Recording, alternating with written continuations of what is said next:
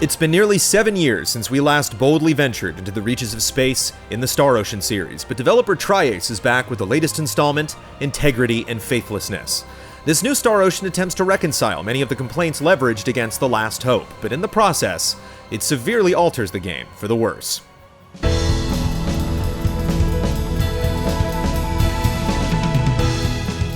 JRPGs are usually synonymous with lengthy stories, lasting at least 30 to 40 hours, but Integrity and Faithlessness trims the fat and delivers a distinctly shorter adventure that clocks in around 20 to 25 hours for most players. Much of this is a direct result of a plot that's very straightforward and easy to follow, which is a nice change of pace.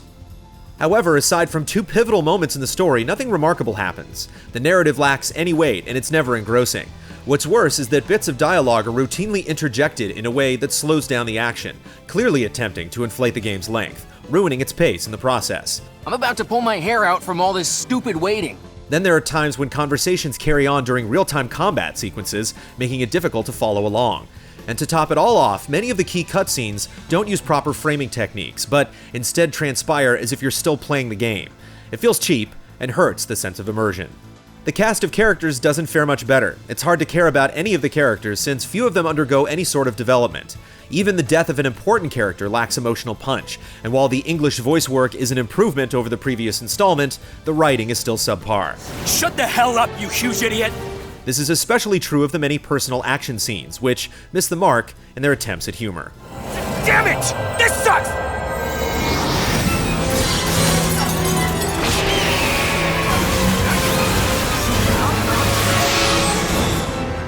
Another reason for the game's shorter length is that the handful of dungeons pale in comparison to the massive time sinks of previous installments. Rather than spending hours grinding through endless corridors of monsters and tedious puzzles that were never that thoughtful, you'll breeze through these new dungeons in roughly an hour or less, keeping the headaches to a minimum. However, dungeons still only consist of enemy encounters and a few treasure chests to track down, so there's nothing really special about them.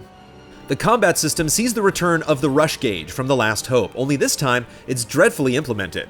You have to use a rock, paper, scissors style system to charge the rush gauge to unleash devastating attacks. This sounds different in theory, but in practice it doesn't work very well. Early on, it's a bit easier to tell when to block or when to break through an enemy attack, but this doesn't last long.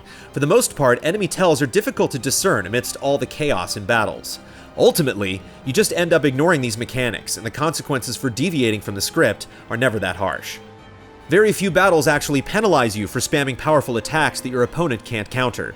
Only a handful of boss battles require any sort of strategy, and even then, you either stock up on healing items to power through, or you take manual control of your healer. By playing as the healer during the final boss battle, we simply had to run circles around the arena, and we never came close to losing the fight. Perhaps on a harder difficulty setting this wouldn't fly, but you only have two options to pick from at the start, and we chose the harder of the two.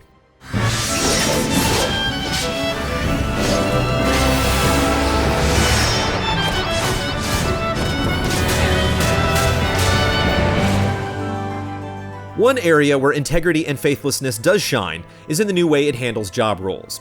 You assign specific jobs to characters, which then binds them with a set of abilities and actions. These roles then level up after fighting battles, or you can manually level up by spending skill points earned by fighting, completing side quests, and other activities.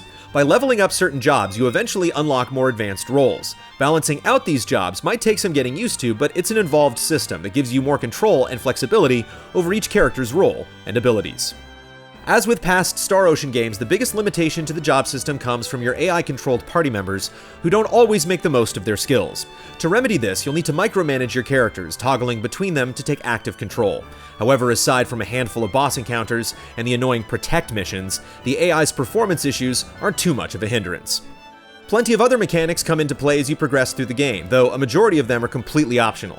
These include special abilities like crafting new items, augmenting your weapons and gear, and field activities such as harvesting raw materials. They're welcome additions for those looking to go a bit deeper into the game, but they aren't particularly worthwhile.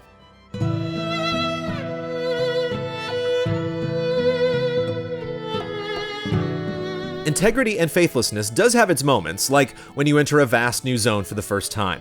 Environments look massive at first glance, but some of these locations are still just linear corridors with a lot of set dressing to give the illusion of large open spaces. Even when the physical space does match its appearance, there's still the issue of not having much to do other than fighting enemies and looking for treasure. It is nice to see that landscapes have evolved beyond the flat landscapes of the past with more natural terrain, but the camera hasn't adapted accordingly, and it suffers from a serious case of jitters that's very distracting.